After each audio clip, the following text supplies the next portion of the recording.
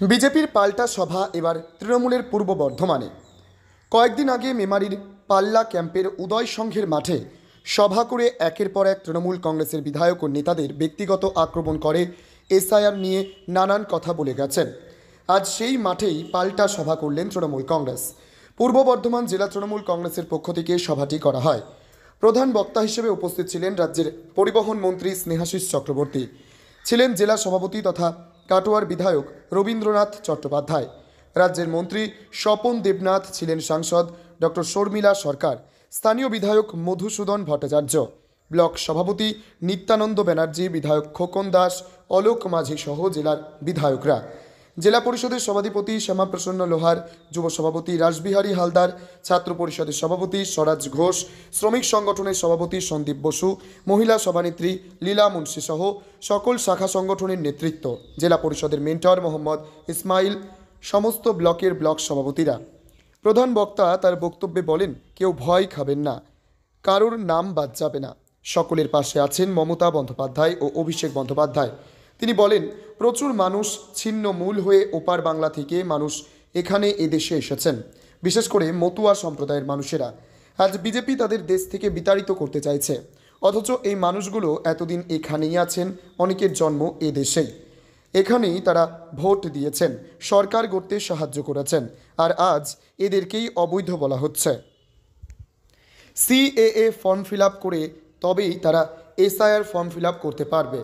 তিনি বিরোধী দলনেতার উদ্দেশ্যে বলেন, এই মাঠে এসেই তিনি উল্টোপাল্টা কথা বলে গেছেন। তিনি বলছেন, এসআইআরের মাধ্যমে অবৈধভাবে অনুপ্রবেশকারী মুসলিমদের দেশ থেকে বিতাড়িত করবেন। তিনি বলেন, বিরোধী দলনেতা সম্পূর্ণভাবে মিথ্যে বলছেন, কারণ ডিসেম্বরে যখন খসড়া ভেতর লিস্ট যখন বেরোবে তখন দেখা যাবে এই মতুয়া সম্প্রদায়ের মানুষের নামই বেশি বাদ যাবে। একইভাবে তিনি সাংসদ শান্তনু ঠাকুরকেও সমালোচনা করেন। শেষে তিনি বলেন, খসড়া ভোটার লিস্টে নাম না থাকলে কেউ ভয় পাবেন না, সকলে একজোট থাকুন। সকলের পাশে আছেন মমতা বন্দ্যোপাধ্যায় ও অভিষেক বন্দ্যোপাধ্যায়, তাদের জন্য শেষ পর্যন্ত লড়াই তারা করে যাবেন। বিজেপি যদি মনে করে নির্বাচন কমিশনকে দিয়ে পশ্চিমবঙ্গ দখল করবে, সেটা হবে না।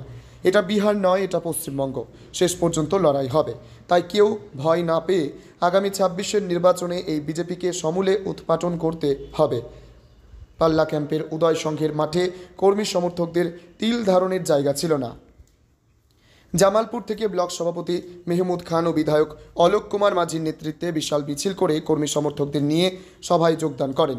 মেহমুদ খান বলেন, বাংলার মাটি দুর্জয় ঘাঁটি, এখানে কোনো জারিজুরি চলবে না। ২০২৬-এর নির্বাচনে আবার বিপুল সংখ্যক আসনে জয়লাভ করে তৃণমূল কংগ্রেস ক্ষমতায় আসবে এবং মমতা বন্দ্যোপাধ্যায় আবারও মুখ্যমন্ত্রী হবেন। পূর্ব বর্ধমান থেকে সুমন বিশ্বাসের report, crime press Bengal news. আজকে যেখানে বিজেপি সভা করে গেছে একই মাঠে আপনাদের জনসভা, সেই জায়গা থেকে এখন এগুলো তো তুলনা তো করার কোনো অসুবিধা নেই, যে যা যে তার নিজের নিজস্ব দৃষ্টিভঙ্গি নিয়ে তিনি তার তুলনা করতে পারেন। কিন্তু উনি যেটা বুঝতে পেরেছেন যে এই জায়গায় গ্রহণযোগ্যতাটা আমার হচ্ছে নষ্ট হয়ে যাচ্ছে, সেই জায়গাটার জন্য ওনাকে বলতে হয় বিভিন্ন জায়গায় বিভিন্ন কথা। এবং যেটা ওনার বক্তব্য যে সবাই চোর, দুর্নীতি বলুন, তাহলে একটা কথা আসে, ভেসে আসে যে ভালো চোরই চোর ধরতে পারবে। তো সেই জায়গায় উনি হয়তো এক্সপার্ট চোরের জায়গায় আছেন এবং ওদের দল হয়তো এইভাবে ছেড়ে দিয়েছে যে নিয়ে তুমি ইয়ে করো, চোর খুঁজে খুঁজে বেড়ান। সেই জায়গায় উনি চোর খুঁজে বেড়াবেন এবং সার্টিফিকেট দেবেন, সেইটা বিজেপির লোকেরা ধন্য করবে।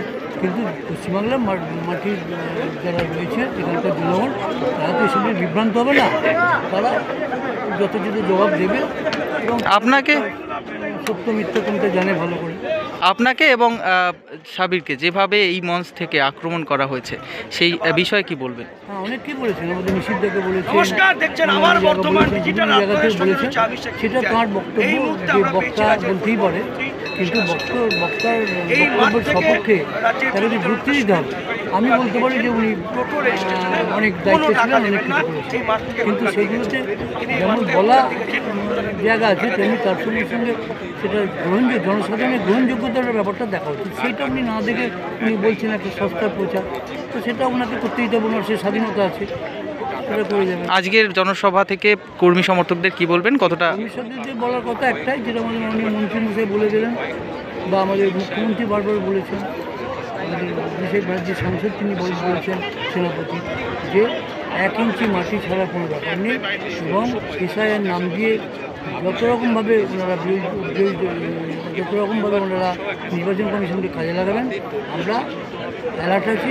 আমাদের নেত্রী, আমাদের মাননীয় মুখ্যমন্ত্রী অনেক আগেই আমাদের সতর্ক করে দিয়েছে, আমরা এই ব্যাপারে সতর্ক আছি, আমরা সেইভাবে সমুচিত জবাব দেবো। আপনাদের বিজেপির পাল্টা জনসভা, কি বলবেন? এই আমরা ঠিক বিজেপির পাল্টা বলছি না, এসআইআরের প্রতিবাদে পূর্ব বর্ধমান জেলা তৃণমূল কংগ্রেসের পক্ষ থেকে এই জনসভাতে আমরা মূলত বাংলার প্রতি যে অবহেলা, বাঙালিদের প্রতি যে অবহেলা, তার প্রতিবাদ জানাতে এসেছি।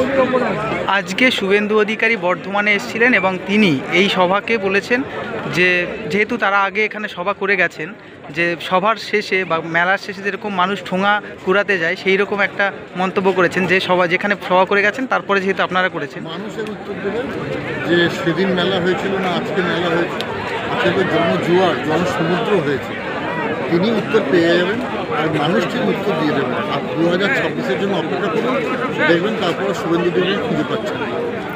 আজকে যে সভা হলো, মানুষের কীরকম সাড়া পেয়েছেন এবং যারা রয়েছেন প্রত্যেকে কী বলবেন? নিজেরাই বুঝতে পেরেছেন যে প্রচুর মানুষ এসছে, কাতারে কাতারে মানুষ, মাঠে ঘাটে এত কাজ চলছে, তারপরও যে এত মানুষ এসে আজকে তৃণমূলের সভাতে জমায়েত করেছে, তার জন্য মানুষকে ধন্যবাদ।